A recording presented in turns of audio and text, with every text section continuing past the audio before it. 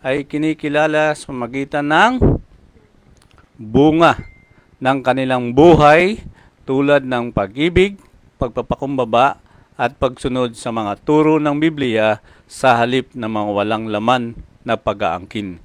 Kristiyano daw pero obvious na fake. Therefore, allow me to give a very specific. Ang tunay na Kristiyano ay makikilala sa bunga. In other words, it is the word of the Holy Spirit in her or his life. Ang tunay na Kristiyano ay inilarawan sa Biblia bilang tagasunod ni Kristo. Nagbago ang buhay, namumuhay sa pananampalataya at nagpapakita ng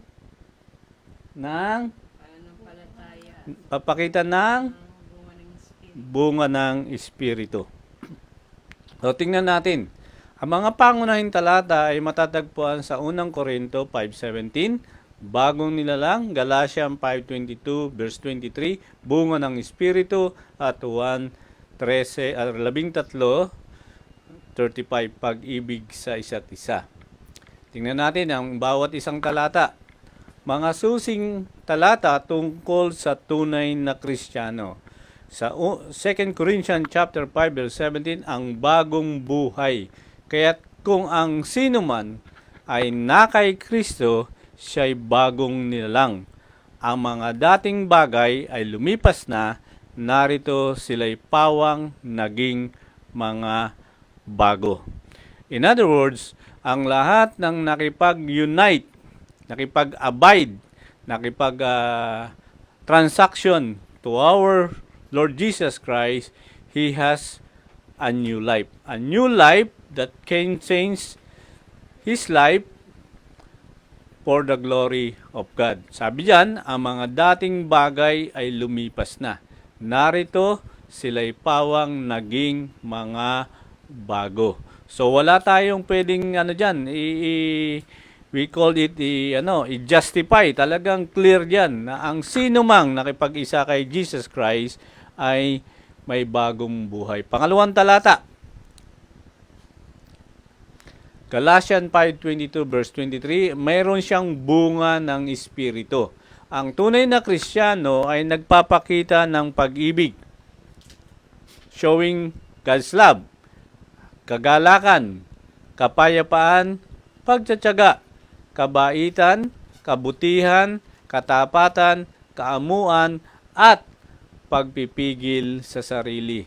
Clear yan that when we have a relationship with Jesus Christ, we have a fruit of the Holy Spirit. Given yan sa lahat ng talata. Ngayon, kung hindi ko i-refute yan, given na yan, ito talaga ang dapat makita sa mga may pananampalataya kay Jesus Christ. Tingnan natin sa Juan 13, verse 35, pag-ibig ang tanda. Sa ganito makikilala ng lahat ng mga tao na kayo'y aking mga alagad. Referring for the 12 disciples yan, kausap niya, kung kayo'y may pag-ibig sa isa't isa. So, ang hinahanap ngayon ng ating Panginoon ay yung pag-ibig sa isa't isa. In other words, kahit anong kapalpakan, anumang mali ang nakikita mo sa isang tao, sabi ng Biblia, kayo'y makikilala ng lahat ng mga tao na kayo'y aking mga disciple kung kayo'y nagmamahalan sa isa't isa. Malalim ang salitang yan, pero next time na natin ipapaliwanag. Pangalawa, Efeso 2:8-9, ang taong tunay na Kristiyano naligtas sa pananampalataya, hindi pagpasok sa relihiyon, hindi sa pagtupad ng mga Ten Commandments o anything that violated yung tinatawag natin by faith alone. Marami ngayon nagtuturo ng doktrina, faith plus good word, faith plus. Dito makikita natin ang tunay na Kristiyano ay mayroong kaligtasan. Kanino galing? Kaloob ng Diyos, hindi sa gawa, upang walang mapuri ang bawat isa. And then, meron ding handog ng buhay. Sa Romans 12:1-2, alala ko nung ako'y nasa camp, ito yung first time kong may nag-speak dito na grabe ang kanyang explanation. Therefore, what I did, I asked his manuscript. Kinuha ko manuscript niya at pinag-aralan ko at doon ko nakita yung kahalagahan. Ang pag-aalay ng sarili bilang buhay na handog at hindi pakikaayon sa takbo ng mundo. Maraming kritiko na ngayon. Kahit na sinabihan ng Bible ang pag-aalay sarili bilang buhay na handog ay hindi pakikiayon sa takbo ng mundo. Pero maraming Christian ngayon kumakanta ng hawak ko ang beat. Okay? So nakakalungkot. Hindi dapat ko hawak ko ang salvation o hawak ko ang kaligtasan, hawak ko ang pamumuhay kay Kristo. Pero ngayon maraming Kristiyano hawak ko ang beat. Kaya hanggang ngayon beat na sila. Okay? 1 John 1:2-6, pamumuhay kagaya ni Kristo. Ang nagsasabing siya'y nananahan kay Kristo at ay dapat mamuhay gaya ng pamumuhay. Nino? Pamumuhay nino? Ni Kristo. Kung pag-aaralan mo ang buhay ni Kristo, literally, very humble, very patient, very lovable, at never ka makarinig kay Jesus Christ na He accused anyone, especially the adulterers. Sabi nga niya, ang walang kasalanan ang unang bumato. At sinabi rin niya sa taong namuhay sa kasalanan, huwag mo nang gawin upang hindi ka mapasama. In other words, napakahalaga yung mga salita ng Diyos. Next slide. Added lang ito, dinagdag ko lang ito. Mga katangian at tanda ng tunay na Kristiyano, pagbabago ng direksyon. Hindi lang pag-uulit ng panalangin, ng pagsisisi, ng pagbabago, kundi pagbabago sa puso at pag-iisip. In other words, nabago ang kanyang buhay. Hindi siya nanatili dun sa pagiging nakaraan niya. Nagbago ang buhay niya. Lagi yung ginagamit ito kahit saan. Those who want, ayaw magbago, hindi siya interested to change, he is the architect of decay. So, nakakalungkot, nagiging bulok ang kanyang buhay. Pangalawa, pagsunod sa utos ng Diyos, kung ikay tunay na Kristiyano, pagpapakita ng pag-ibig na nagmumula sa pananampalataya kay Jesus. In other words, marami ang nahihirapang sumunod sa Panginoong Hesus, sa Diyos, Pero dito makita natin, kailangang ipakita ng taong ligtas na mayroong pag-ibig siya na nagmumula sa kanyang faith kay Jesus Christ. It is not the guidelines, it is not the doctrine, it is your love na galing sa Panginoon. Kasi kung doktrina na, clear naman yan sa atin what is the doctrine and what is yung mga guidelines na ginagawa ng mga iba-ibang paniniwala. Next slide. Katatagan sa pagsubok, hindi nawawala o sumusuko sa panahon ng problema, bagkus ay lalong lumalapit sa Diyos. Maraming Kristiyano at mga anak ngayon ng mga lingkod ng Diyos na talagang dumadanas ng pagsubok, kahirapan, problema, and everything. Bagkus na lumayo sa Diyos, ito ang encourage. Ang tunay na Kristiyano, lalong lumalapit sa Diyos. Ibig sabihin, marami tayong karakter sa Bible na talagang panagkasala, lumalapit sa Diyos. Yung the best example niyan ay si King David. When he committed sin against God, wala siyang ginawa kundi lumapit sa Diyos at nanikluhod at humingi ng tawad. Yes, may consequences, but one thing I'm 100% sure na ang tao ay tinatanggap pa rin ng Diyos gaano man kasama ang kanyang nagawa. Panghuli, pag-iwan sa dating pamumuhay. Hindi ko alam kung ano ang past mo, hindi ko alam kung ano ang nakaraan mo, hindi ko alam ang struggle mo, hindi ko alam ang iyong secret sin, big sin, small sin, whatever sin that you have committed. Sabi niyan, pag-iwan sa dating pamumuhay. Hindi na namumuhay sa kasalanan at binabago ang pamumuhay ayon sa salita ng Diyos. In other words, yung God's Word, yun ang nagbabago sa Kanya. Hindi kung ano man yung mga bagay na meron siya, kundi ang salita ng Diyos. Ito naman, I don't know kung yung first question natin doon, nailarawan natin sino ang tunay na Kristiyano. So dapat magkaroon tayo ng proper reflection sa ating buhay. Ano ba talaga yung ating buhay na mayroon tayong bunga? Ito naman ang pinaka-bad reflection o bad biblical na sinasabi. Ito ang mga hindi tunay na Kristiyano, mas malala ang bunga. Ang bunga doon ay ikaw ay binago, change life, meron kang fruit of the Holy Spirit, and most of all, so ayon sa John chapter 13, verse 35, ikaw ay puspos ng pag-ibig ng ating Panginoong Hesus. So, hindi ka tumitingin kung ano man yung tao.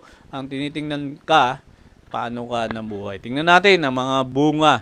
And this is the message. If it is offensive to you, please remind na hindi ito attacking you, is not insulting you or looking down on you. It is biblical. Kaya nga hindi tayo nagbagamit ng maraming illustration to attack anyone, but one thing, it is biblical. Biblical because it is sound doctrine na dapat nating pag-aralan. Una, Jaira, makababasa mo ba? Ang mga pangunahan tagapagpahiwatig na ang isang tao ay maaari hindi tunay na Kristiyano ay kinagbibilangan ng hindi nagsisisi. Okay, unang-una, hindi sila nagsisisi sa kanilang mga pagpatay, sa kanilang mga panggagaway, sa kanilang mga pakikiabid, at sa kanilang pagnanakaw. It is found in Revelation chapter 21, they did not repent of their murders, magic arts, sexual immorality of theft. Dito pinapakita na mabigat yung kasalanan yan at kailangan talikuran. Actually, marami yan. I think 9 o 11 yan. Ayun lang pinili natin.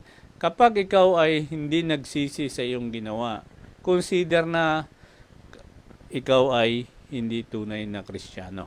So, dapat naunawaan natin yan kasi mahalaga yan. Pangalawa, nakagawi ang kasalanan. Ito yung common ito sa mga Kristiyano na daw, pero mahirap makita sa kanila kung sila ay tunay. Sabi sa unang Pedro 2:20, nagpapahiwatig ng pagtalikod sa kasamaan ng mundong matapos makilala ang Panginoon o sinasadya ang pagkakasala. Ibig sabihin, tinalikuran nila ang Panginoon para magpatuloy sa kasalanan.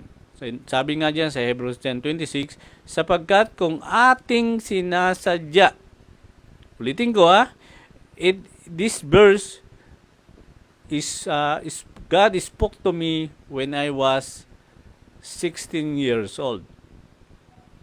Sapagkat kung ating sinasadya ang pagkakasala pagkatapos nating matanggap ang pagkilala sa katotohanan, ay wala nang haing natitira pa tungkol sa kasalanan.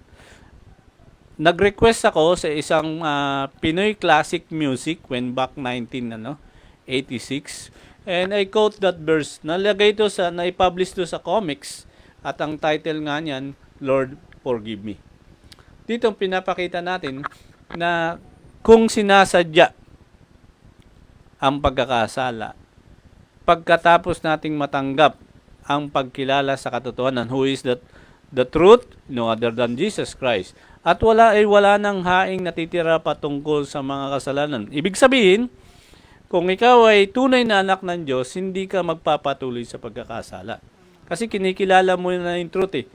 Ngayon, dahil hindi ka tumalikod at nagpatuloy ka pa rin, sabi diyan ay wala nang haing natitira pa tungkol sa mga kasalanan. Ibig sabihin, mahirap talaga magsisi pa. Titigas at titigas na yung puso mo dahil nagpagharian ka na ng iyong kasalanan. Number 3, kawalan ng pagmamahal sa iba. Pakibasa, Kuya Jaja, 2 Timothy 3:3. Sabi rito na sila ay wala silang pagmamahal sa kapwa. Ayaw nilang mga magkasundo sa kaaway nilang malupit, walang awa, magpaliban sa kapwa. Kita nyo, Diyan, dito pa lang makita mo, sa 2 Timothy 3. Kung babasahin mo yung context niyan, malapit na ang pagbabalik ng Panginoon. Yung context niyan. Why? Because wala na silang pagmamahal sa kapwa. In other words, talaga makasarili nila. At pag dumating yung ayaw nilang makipagkasundo sa kapwa nila. At ang matindi, malupit. Pag sinabing malupit, violente yan sila. Wala silang pakialam kung ano nararamdaman mo. Walang awa, mas matindi ito. Brutality ito. At mapanira sa kapwa. Ito yung mga taong tinitira ka in patalikod or in public, tinitira ka rin, pero in reality, lahat yan ay nauuwi na hindi siya tunay na Kristiyano. Number 4, pakibasa mama. Pagkukunwari, Pedro 2:1. Kaya nga talikuran ninyo ang lahat ng kasamaan at lahat ng pagdaraya, pagkukunwari, pagkaingid, paninirang puri. Yan ang dahilan kaya sinulat ni Apostol Pedro. Kasi maraming sumusunod sa Panginoong Hesus, pero parang hindi makita sa kanila ang tunay na Kristiyano. Kaya nga sabi niyan, talikuran ninyo. Sinong kausap? Sumasampalataya na sa Panginoon. Kaya sabi niya, talikuran na ninyo ang lahat ng kasamaan. And I don't know what kind of kasamaan na yan. Marami kasi. Kasama dyan ang mga bagay na hindi nakakalugod sa Lord. Ang lahat ng pandaraya, common yan sa business, common yan sa mga nangyayari ngayon, yung energy crisis natin, maraming daraya. Pagkukunwari, at in Tagalog yan, ang English yan, hypocrite. Maraming hypocrite ngayon. Hypocrite Christian, pagkaharap mo mabuti, pero pagtalikod mo ikaw ay kinain na niya sa lahat ng paninira. Pagkainggit, isa common denominator, kahit saan, kahit sa loob ng tahanan, kahit sa loob ng business, kahit sa loob ng simbahan, ang pagkainggit is common denominator that the cause of hypocrite at paninirang puri. So maraming ang paninirang puri ay behind the scene, wala ka pero sinisiraan ka. Ang daming illustration ng salitang paninirang puri pero hindi na natin masyadong didiscuss because we believe that it is all about hypocrite Christian. Next slide. Number 5. Ito ang sabay-sabay natin basahin. Patuloy pagkamasarili. Santiago 3:16, sapagkat kung saan may paninibugho at pagkamasarili, doon may kaguluhan ang lahat ng uri ng masamang gawa. Si Santiago ay half brother of our Lord Jesus Christ, and he point out sa iglesia o sa mga mananampalataya, sapagkat kung saan may paninibugho at pagkamasarili, obvious merong kaguluhan at lahat ng uri ng masama. So, pag yan na naghari na, magkakaroon na talaga ng lahat ng uri ng masamang gawa ay na-insight. Tingnan natin ang next slide. Dinagdag ko lang dito, bilang sa Galatians 15:16, ngunit kung patuloy kayong mag-aaway-away, Apostle Paul talk about the Galatian church, sabi niya, mag-aaway na parang mababangis na hayop, mag-ingat kayo, baka magkasira-sira kayo. Kaya sinabi ko sa inyo, ito ang challenge niya, pasakop kayo sa Espiritu at yung sundin ang mga pagnanasa ng iyong sarili.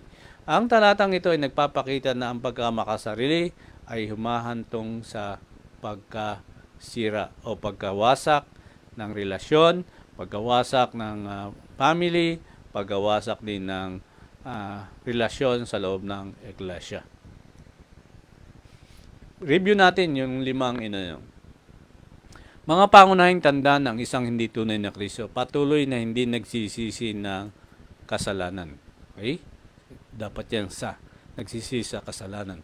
Nabubuhay sila sa isang pamumuhay ng kasalanan tulad ng pagsisinungaling. Okay? O makasariling pag-uugali. Nagmumura sila o cursing people ng walang pagsisisi o pagnanais na magbago. So makita natin dito sa talatang ito yung tunay, pangunahing tanda na isang hindi tunay na Kristiyano ay patuloy na hindi nagsisisi sa kasalanan. Okay, next slide. Pangalawa, kakulangan ng pag-ibig. Hindi sila nagpapakita ng mga bunga ng Espiritu like pag-ibig, kagalakan, kapayapaan, pagtitiis, kabaitan, kabutihan, katapatan, kahinahunan, at pagpapigil sa sarili. So, kita naman natin dito, maliwanag yung mga salita ng Panginoon. Pangatlo, pagkukunwari. Hindi nila ginagawa ang kanilang natutunan at madalas hindi maganda ang pakikitungo sa iba. Nasa loob nga ng simbahan o naglilingkod kuno pero punong-puno ng pagkukunwari. Hypocrite. Kaya nga sabi sa Revelation, mas gugustuhin ko pa na ikaw ay meron doon maligamgam at hindi mainit. Mas gugustuhin ko pa isusuka kita dahil ikaw ay mabuti pa sana kung may kayo malamig o mainit ka kaysa maligamgam. Yung tawag diyan ay hypocrite. Okay, next. Pagsuway sa salita ng Diyos. Ito yung mga nasa loob ng church. Ito yung mga dumadalo sa Bible study. Ito yung mga taong sa tingin nila ay sila ligtas. Pero dito makikita tumanggi silang mamuhay ayon sa mga pamantayang itinakda sa Biblia. There are many guidelines sa Bible na dapat ng tunay na Kristiyano ay sumusunod sa sinasabuhay yung mga pamantayang itinakda sa Biblia. Kung nakikita mo yung taong yon, mamaya ko i-elaborate yan. Next slide. Nagpapatuloy sa pagkakasala. Pakibasa, Jaira. Utang dito, utang doon.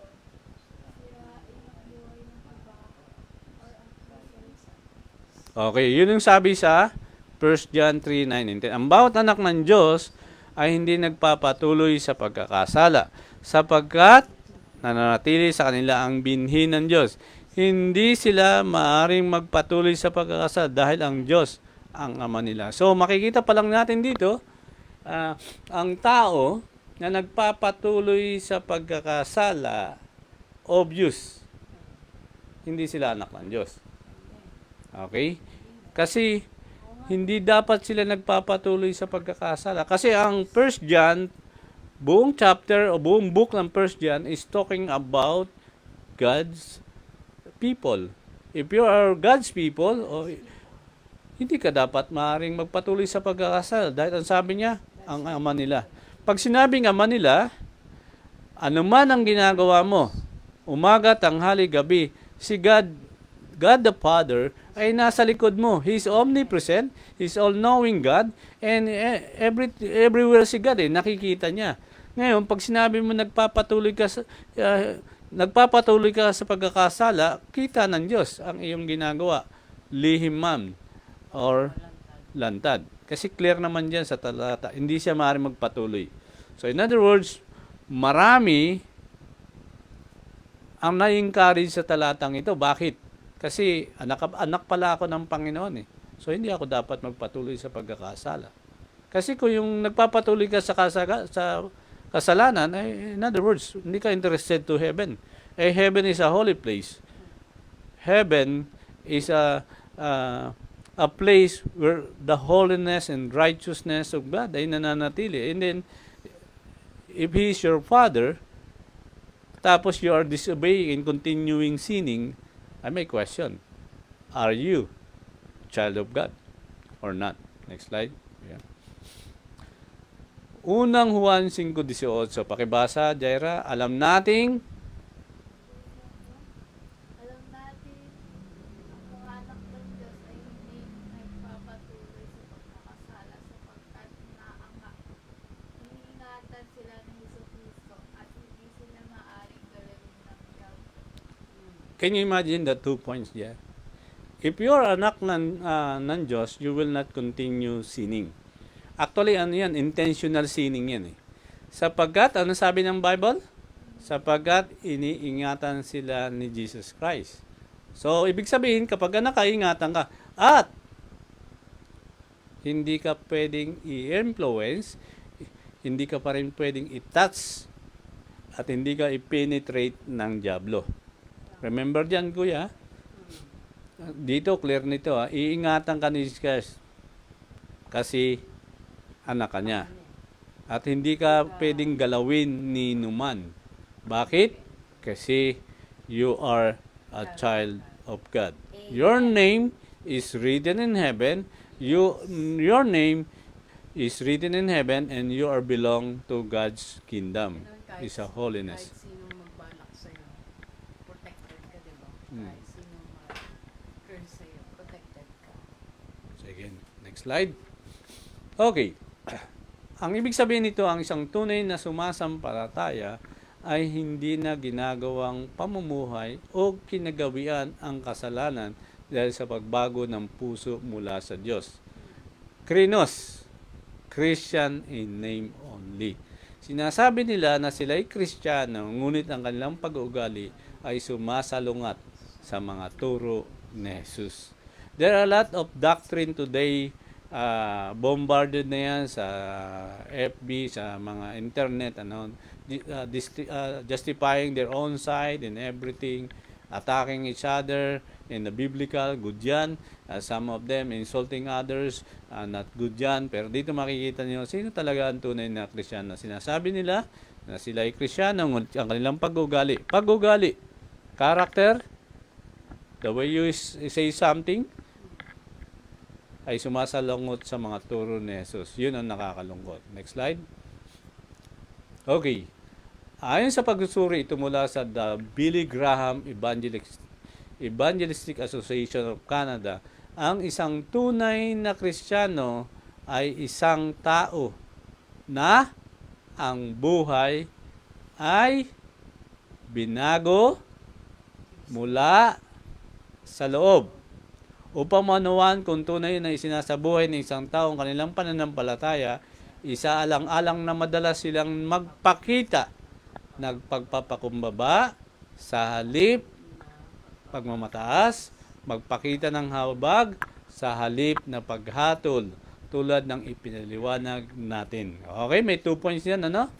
Ang tunay na sinasabuhay ng isang tao ang kanilang pananampalataya, isa alang-alang na madalas silang nagpakita ng pagpapakumbaba sa halip pagmamataas at magpakita ng habag sa halip na paghatol, tulad ng ating ipinaliwanag natin dito. Next slide.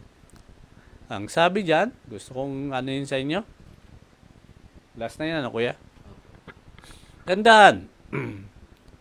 Hindi ko sinasabing perfect yung aking interpretation or biblical reference, but I'm trying to understand this.